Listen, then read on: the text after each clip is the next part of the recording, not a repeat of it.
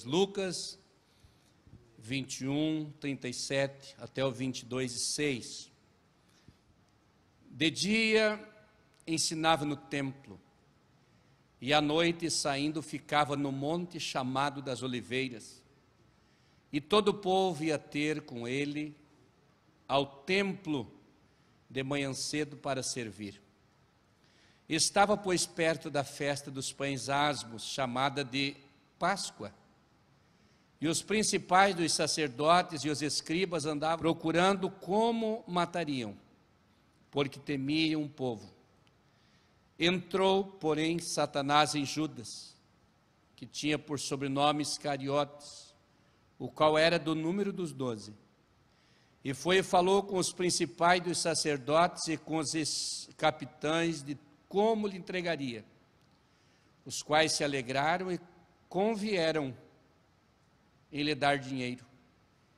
E ele concordou e buscava oportunidades para lhe entregar sem alvoroço. Veja só, queridos, o texto que lemos registra algo verídico. Na verdade, aconteceu esse ato lá em Jerusalém. Jesus tinha uma rotina muito linda. Versículo 37 em diante, diz que de dia ele ensinava no templo, e à noite ele subia para o Monte das Oliveiras para orar a Deus. E pela manhã voltava para o templo para ensinar, e as pessoas vinham de todas as partes para ouvi-lo. Jesus trabalhava muito. Durante o dia, envolvido com o povo. Durante a noite, envolvido com o Pai, na oração. E pela manhã, já bem cedo, voltava a se envolver com o povo mais uma vez. E estava próximo à Páscoa, festa da Páscoa. Era uma época de muita expectativa e de uma pressão muito grande contra o Senhor Jesus e o seu santo ministério. Era momento de tensão, momento de angústia na alma. O clima era muito pesado. As afrontas, perseguições, eram escribas e fariseus e sacerdotes que o perseguiam. Escribas, copistas da lei, homens sábios, sacerdotes, ministros do altar, homens sábios, e fariseus, os conservadores religiosos, também pessoas sábias. A pressão era de todos os lados. Foi exatamente nesse momento que um dos homens, Judas Iscariotes, teve um vacilo muito grande. Não que nós tenhamos Judas em nosso meio, mas usando a vida desse homem para ilustrar verdades e aprendermos coisas que servem para hoje e servirão para as nossas vidas também para sempre. Quando eu olhei para o versículo de número 3, parei para pensar um pouco. Quando o texto com clareza diz: entrou Satanás em Judas, que tinha por sobrenome Iscariotes, o qual era um dos 12. Judas, por que ele? Um homem que foi escolhido por Jesus. Se olhar os 3 evangelhos que citam a escolha, Jesus escolhe esses homens. E este era um dos seus escolhidos. Judas também era um homem que caminhava com ele, vendo ele fazer os milagres, participando das bênçãos junto com os seus colegas, aprendendo com o mestre todos os dias, caminhava com ele, trabalhou com ele, trabalhava com ele, alcançou sorte no ministério, alcançou posição no ministério e fazia parte da diretoria do ministério terreno do Senhor Jesus. Este homem também teve o privilégio de participar da última Santa Ceia junto com seu mestre. Infelizmente, não participará da Santa Ceia junto da igreja, nas bodas do Cordeiro. Mas nesta última, ele estava presente. Olhando de uma forma panorâmica nesse texto, para colhermos alguns erros da vida de Judas Iscariotes, nós podemos destacar 3. O primeiro erro que eu encontrei do texto foi que Judas não valorizou o seu chamado. Como é triste quando a pessoa não valoriza a chamada de Deus. Quando o texto diz muitos são chamados e poucos são os escolhidos, não está dizendo que haverá uma seleção, escolha. Pelo contrário, a chamada é muito grande, é coletiva, mas poucos são os que dão ouvidos. E ele não valorizou a sua chamada. Um dia o Espírito Santo visitou a minha vida, a sua vida, e nos provocou no interior, tocou na nossa mente, nossos corações, e a nossa alma se abriu para Deus. Foi uma chamada que nós abrimos os ouvidos espirituais, e ouvimos e seguimos. Ele não valorizou. Segundo erro que Judas não comete nesse texto, é que ele teve uma visão terrena da sua vida, do seu ministério. Enquanto outros pensavam na salvação, nos céus, naquilo que é divino e é sagrado, Judas tinha uma visão lucrativa, uma visão terrena, uma visão da avareza, uma visão do material. E ele foi tão obcecado por isso, que o negócio que ele fez com as 30 moedas de prata e comprou uma chácara, um pedaço de terra, foi ali mesmo o local onde ele se suicidou, logo após ser revelado a reprovação do mestre na sua vida. Terceiro erro que eu observei aqui no versículo 3 ainda, é que Judas, apesar de estar junto, acompanhar o mestre e ver tudo, ele sabia tudo da história de Jesus. Creio que se não tivesse acontecido isso com ele, ele poderia escrever um dos evangelhos, ou mais um evangelho, de tanto que ele sabia, de tão perto que ele estava, de tantas informações que ele possuía. Mas Judas não tinha uma coisa: o relacionamento íntimo e sincero com o seu amigo. Conhecia a história e acompanhava e ajudava até a fazer, mas não tinha um relacionamento íntimo com o seu mestre. No versículo 3 diz: Satanás entrou em Judas. E quando Satanás entra, ele entra para uma grande destruição. Ele entra para dar um prejuízo imensurável.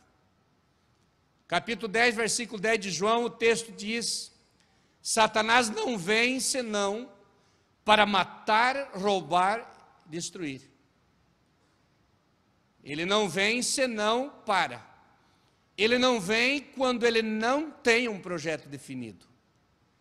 Ele não vem quando ele não vê uma presa fácil. Ele não vem com o propósito de fazer pouca coisa. Ele não vem senão para. Ele vem para destruir. Quando ele entra, ele traz uma bomba para explodir dentro. Pode ser de uma casa, pode ser de uma pessoa, pode ser de uma empresa. É uma coisa terrível quando Satanás entra. E o texto diz: entrou Satanás. E eu fiquei questionando, como Satanás entrou? Ele era de confiança? Por que ele deixar Satanás entrar? Ele não tinha uma história feia. A Bíblia não registra um histórico horrível de Judas. Tudo que sabemos que foi escolhido. Tudo que sabemos que era um apóstolo. Tudo que sabemos que era um homem de Deus. Fazia parte dos 12. Mas que fazia Judas no dia a dia? Ele andava com Jesus. Ele participou do milagre da multiplicação dos pães. Ele participou da transformação da água em vinho. Ele participou da purificação dos leprosos. Ele viu os paralíticos andarem. Ele andava com Jesus e via os seus milagres e o acompanhava. Jesus tratava todos iguais. Não tinha razão nenhuma para ele tomar uma decisão como essa. Não havia uma razão justificada para Judas tomar qualquer atitude errada. Por quê? Mas num vacilo só, ele colocou tudo fora. Numa vacilada ele jogou o ministério. Numa vacilada ele jogou um amigo. Numa vacilada ele saiu do grupo de colegas.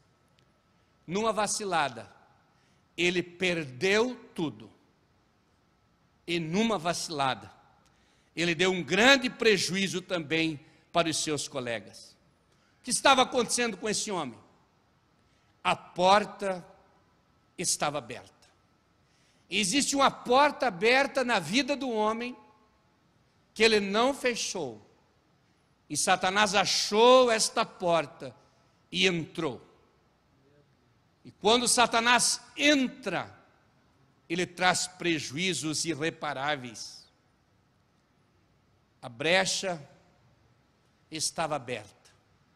E eu pensei no nome de uma das brechas, a brecha da deslealdade com o seu líder, a brecha da falta de sinceridade com alguém que lhe escolheu, deslealdade com o seu Jesus, deslealdade com o seu mestre, deslealdade com os seus colegas. Alguma coisa estava acontecendo no interior desse homem. Ninguém via. Todos viam ele com os mesmos trajes do apostolado. Todos viam ele sorrindo como os demais. Mas dentro do seu peito tinha escondido um coração traiçoeiro. Um coração que seus colegas não viam. Mas o seu mestre, cujos olhos é como chama de fogo, tudo estava vendo. Esse homem deixou Satanás entrar, porque ele não avaliou as consequências pela atitude que iria tomar. Ele não pensou o que poderia acontecer. Na hora da emoção, na hora da tentação de ver o dinheiro, quando escutou o barulho das moedas de ouro ou prata, quando escutou o barulho das moedas e escutou a proposta, ele não pensou na consequência. Ele saiu dando tiro a esmo. E por não avaliar a consequência, lhe sobrou um suicídio. Ele mesmo tirou a sua própria vida. Quando olhei para esse texto e vi, Judas está em pressão. Judas está sendo tentado. A pressão é grande. Mas ele esqueceu que ele está perto do seu mestre. E que o seu mestre já tinha lhe ensinado: resistir ao diabo e ele fugirá de vós. Seu mestre tinha dado exemplo para ele. Quando Satanás tentou Jesus no capítulo 4 do Evangelho de Mateus, a Bíblia diz que ele disse: se tu és o Filho de Deus, manda que estas pedras se transformem em pães. Ele disse: nem só de pão viverá o homem. Resistiu Satanás. Depois ele se jogue daqui lá embaixo, que os seus anjos terão ordem a teu respeito, para que te guarde, você não vai tropeçar em pedra nenhuma. E ele resistiu pela palavra mais uma vez, e a terceira vez ele disse: vai-te, Satanás. O apóstolo São Pedro escreveu: sede sóbrios, vigiai, porque o diabo, vosso adversário, anda ao derredor bramando como leão, buscando a quem possa tragar. O que ele estava pensando é que Judas não tinha problema com os seus colegas. Judas se dava bem com todo mundo. eram tratados todos iguais, Jesus nunca discriminou ninguém, todos estavam juntos nas reuniões, nos milagres, nas festas. O problema de Judas não era com os seus colegas, ninguém via erro nele, ele estava em todas junto, mas o seu problema era com Jesus. O problema dele no meio da multidão de homens escolhidos era direto com Jesus. Aqui uma definição certa para a vida escondida que ele tinha no meio da multidão. Era direto com Jesus. Ninguém via, ninguém sabia, mas ele tinha um problema, que era a espiritualidade. E esse problema batia exatamente com o seu mestre, que tudo sabia e com tudo via. O problema era espiritual. Nós olhando para as pessoas, nós não podemos medir o nível espiritual que elas têm. Olhando para as pessoas, não conseguimos avaliar o seu grau de espiritualidade. Tem alguém que está avaliando. E Jesus estava avaliando tudo. Ele esqueceu de uma coisa a mais. Ele esqueceu que Satanás não respeita pessoas. Satanás não respeita magistrados. Satanás não olha na hierarquia do ministério do púlpito da igreja. Quem é quem no púlpito? Satanás não respeita a hierarquia dentro de qualquer um outro tipo de autoridade. Ele não respeita, porque ele é Satanás. Ele é maligno. Ele é enganador. Ele aproveita as oportunidades. Ele é enganador de verdade. Ele é do mal. Ele é oportunista. Ele é astuto. E ele não respeita ninguém. Ele só respeita uma coisa: o Deus que eu e você estamos servindo. Glória a Deus. Quando Satanás tentava o arcanjo, o anjo Gabriel, e queria saber a respeito do corpo de Moisés, o próprio arcanjo, não o anjo Gabriel, o arcanjo, ele não ousou pronunciar juízo de maldição contra ele, mas disse: o Senhor te repreenda. Ele transferiu para que Deus fizesse alguma coisa, porque ele sabia com quem estava lidando. Tem gente que falar mal do diabo é falar a verdade, ele não pode contestar. Mas pegar e colocar ele numa posição tão inferior ao homem, sem graça e sem poder, e sem nada de Deus na vida, é se colocar como presa fácil. Ele também é o Deus desse século. Ele também atravessa uma parede dessa aí sem ter abertura nenhuma. Ele também atravessa uma barra de concreto.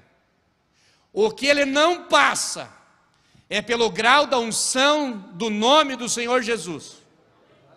O que ele não passa é pela mancha do sangue do Cordeiro.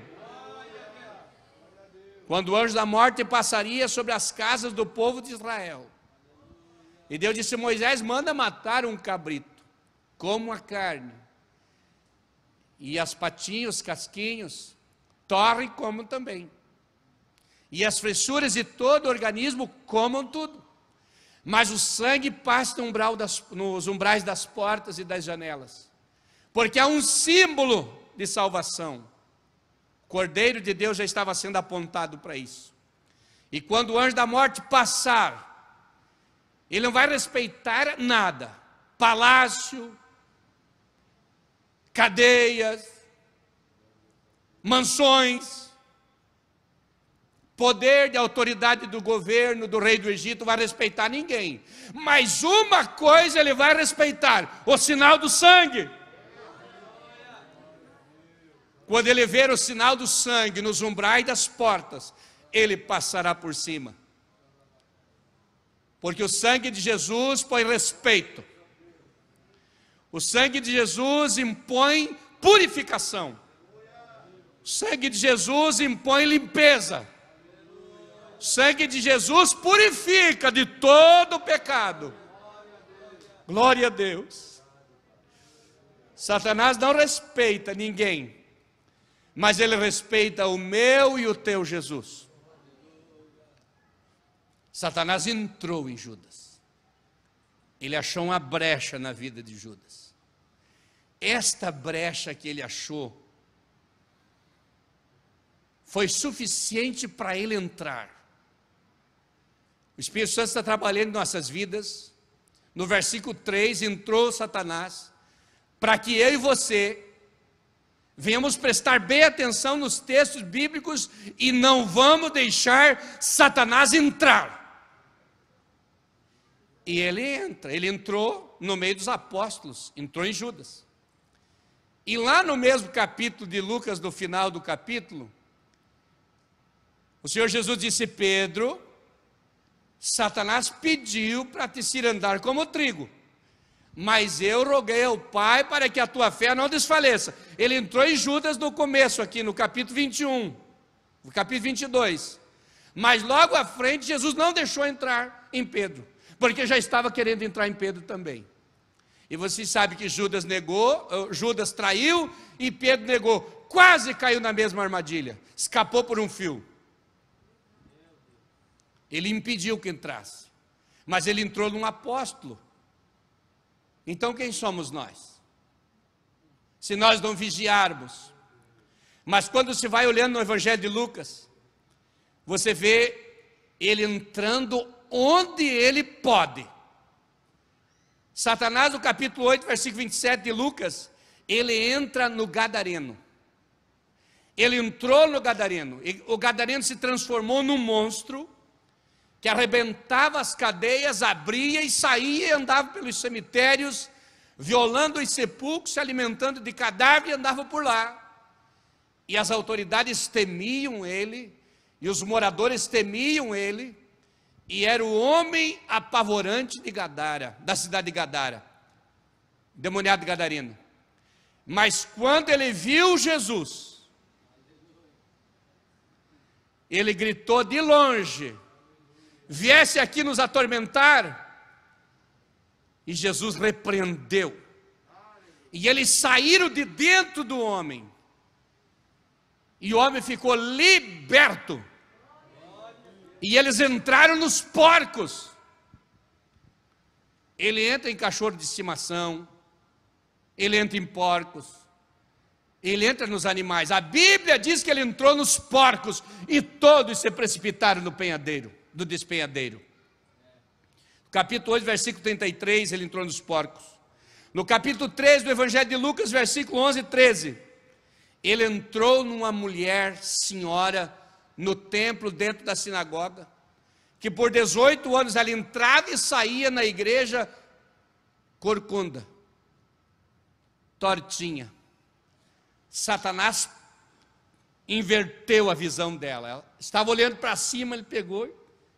Você vai olhar para o chão, olhar de derrota, olhar do pó, olhar de desprezo, olhar de tristeza, olhar de alguém que está dominado. Mas Jesus disse: convém soltar esta filha de Abraão que Satanás tinha preso. Ele entrou nessa mulher e morou dentro dela por 18 anos. Como é triste quando Satanás entra.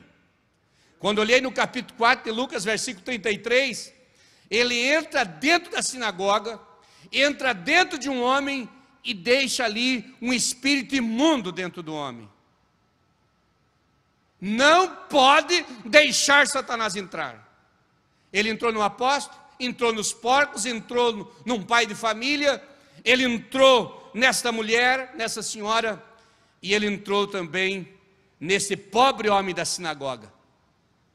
Mas você vai encontrar um moço, 9, 38, 42 de Lucas, ele entrou no jovem lunático, e diz que envolvia e revolvia, e jogava no fogo, e jogava na água, e quebrantava e machucava, e só soltava quando estava um trapo, exausto, porque ele entrou. Se você olhar na Bíblia, o capítulo 22, versículo 3, ele quis entrar no Pedro, mais 15 de Mateus, Só citei Lucas, só um versículo agora estou citando de Mateus 15, 22. Ele entrou na casa de uma mulher em Canaã e dominou a filha dela. E ela foi atrás de Jesus e disse: mestre, tem misericórdia da minha filha que está em casa miseravelmente endemoniada. E Jesus libertou. Para aplicar esse texto com mais clareza, não vamos deixar brecha. Satanás está espreitando por todos os cantos, por todos os caminhos.